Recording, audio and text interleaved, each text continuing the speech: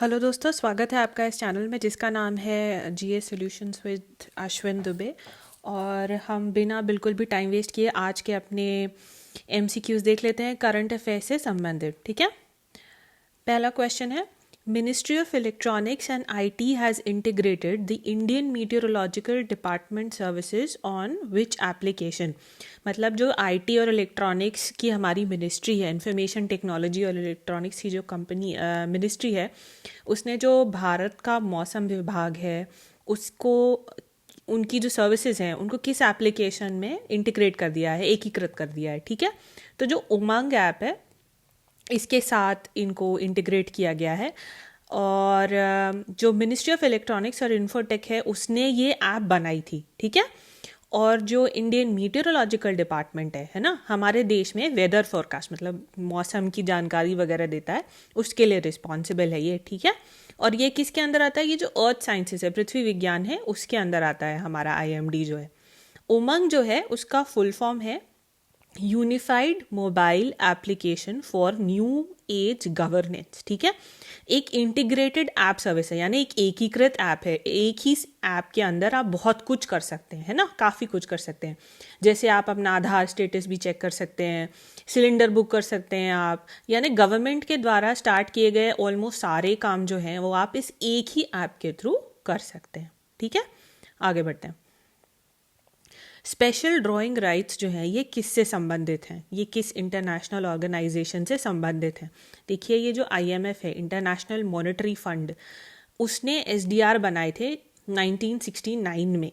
क्यों बनाए? एक सप्लीमेंट्री रिजर्व एसेट की तरह बनाए थे, है ना। इसकी जो वैल्यू है वो 5 देशों की करेंसी बास्केट पे बेस्ड है। कौन कौन से हैं ये 5 करेंसी? यूएसडी यानी कि अपने यूएस के डॉलर्स यूएसडी, यूरो, और यूके का जो पाउंड स्टर्लिंग है वो, और जापानीज़ येन, ठीक है, और जो चाइना का युआन है।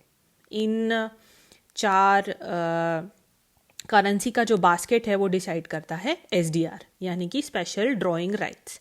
अच्छा, इसकी बात हम क्यों कर रहे हैं? क्योंकि आरबीआई द्वारा दी गई जानकारी के मुताबिक हमारे देश का जो फॉरेक्स रिजर्व है वो बढ़ गया है ना। कितना बढ़ा है?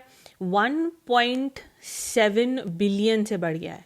ठीक है, 1.7 बिलियन से बढ़ के कितना हो गया? अब ये 487 इतना बढ़ा है, और एडिशनल इतना बढ़ने के बाद हो गया है 487.04 बिलियन हो गया है। क्यों हुआ है ये इंक्रीज? क्योंकि फॉरेन करेंसी एसेट्स या एफसीए जो है वो बढ़ा है, और एफसीए का हिस्सा होते हैं स्पेशल ड्राइंग राइट्स। ठीक है, इसलिए हम इसकी बात कर रहे हैं।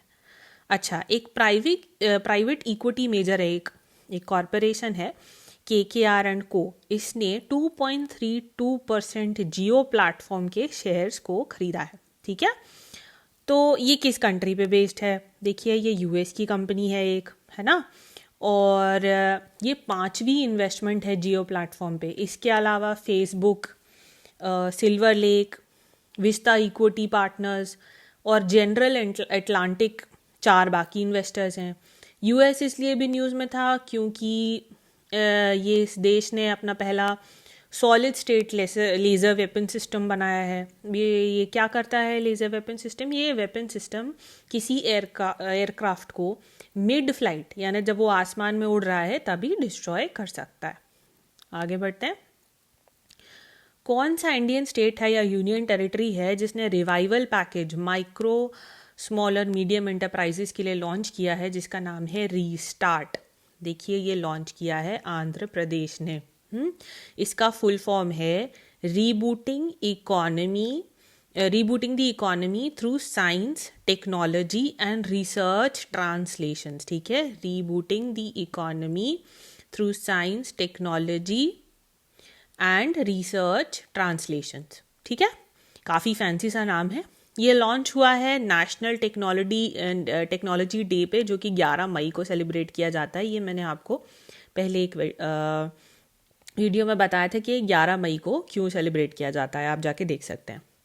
What is the theme of Hunar Haat initiative proposed to be launched after the lifting of the lockdown?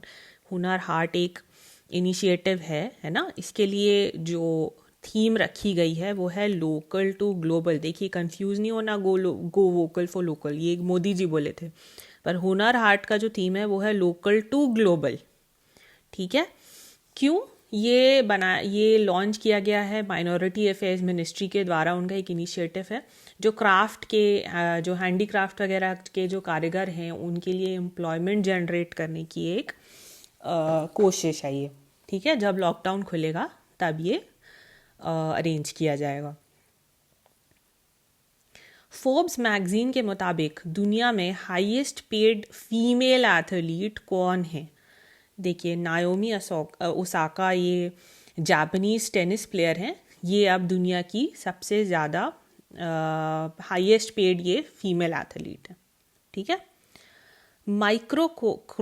माइक्रोकोम recently news में था, ये किस चीज़ से एसोसिएटेड है? ये एसोसिएटेड है इंटरनेट और कम्युनिकेशन से। अच्छा, न्यूज़ में इसलिए था क्योंकि ऑस्ट्रेलिया के जो साइंटिस्ट हैं उन्होंने दुनिया की सबसे तेज़ इंटरनेट स्पीड रिकॉर्ड की है, जो कि है 44.2 टेराबिट्स पर सेकेंड, नॉट बाइट्स। देखिए जब ये छोटे में लिखा होता है ना तो ये बिट्स होता है, टेराबिट्स पर सेकेंड इन्होंने अचीव की है।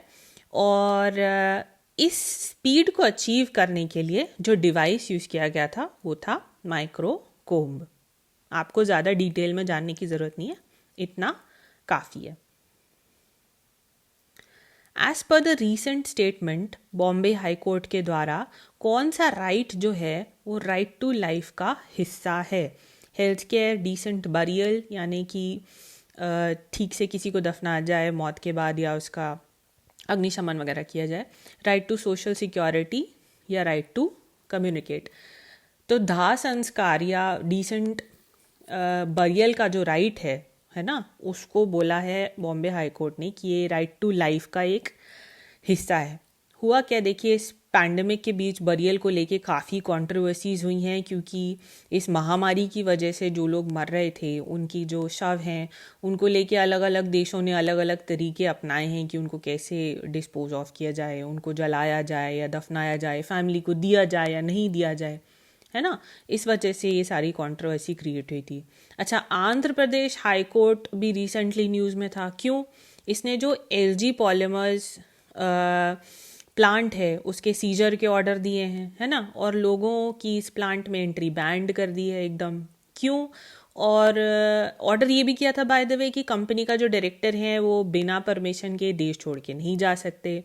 अच्छा, ये क्यों हुआ? ये आपने न्यूज़ में देखा होगा कि एलजी पॉलीमर्स प्लांट जो है विशाखापट्टनम में, इसमें हुआ था गैस लीकेज, और जो गैस निकली थी, जिस गैस का लीकेज हुआ था उसका नाम है स्टाइरीन। ठीक है, ये गैस लीक हुई थी और इस वजह से ये आंध्र प्रदेश हाई कोर्ट भी न्यूज़ में था एलजी पॉलीमर्स कांड की वजह से। आगे बढ़ते हैं। सैमसंग इंडिया उसने किसके साथ पार्टनरशिप की है? किस मेजर टेक कंपनी के साथ मिलके? क्यों? ऑफलाइन रिटेलर्स को ट्रेन करने के लिए इनने किसके साथ पार्टनरशिप की है? देखिए उन्होंने फेसबुक के साथ फेसबुक का हाथ पकड़ा है इस काम के लिए। अच्छा, ये ऑफलाइन रिटेलर्स क्या होते हैं? यानी ऐसे लोग जिनके पास ऑनलाइन स्टोर्स की सुविधा नहीं है, जैसे ये फ्लिपकार्ट और अमेजोन नहीं है कि आप जाएं, इनके पास कोई वेबसाइट हो जहां आप जाके इनका सामान ऑर्डर कर सकें, है ना। इनकी ऑनलाइन प्रेजेंस नहीं है। ऐसे ऑफलाइन रिटेलर्स को ट्रेन करने के लिए कि वो अपने आप को इस लायक बना सकें कि एक ऑनलाइन स्टोर खोल सकें और आप उनका सामान खरीद सकें बिना उनकी दुकान में जाए। ठीक है। अच्छा, सैमसंग जो है ये कहाँ की कंपनी है? ये साउथ कोरिया की कंपनी है और यहाँ रिसेंटली प्रेसिडेंशियल इलेक्शंस हुए थे और मून जाए-इन को री इलेक्ट किया गया है। ठीक है। और आप मुझे बताइए रिसेंटली कमेंट्स में कि और किस देश के प्रेसिडेंशियल या पार्लियामेंट्री इलेक्शंस हुए।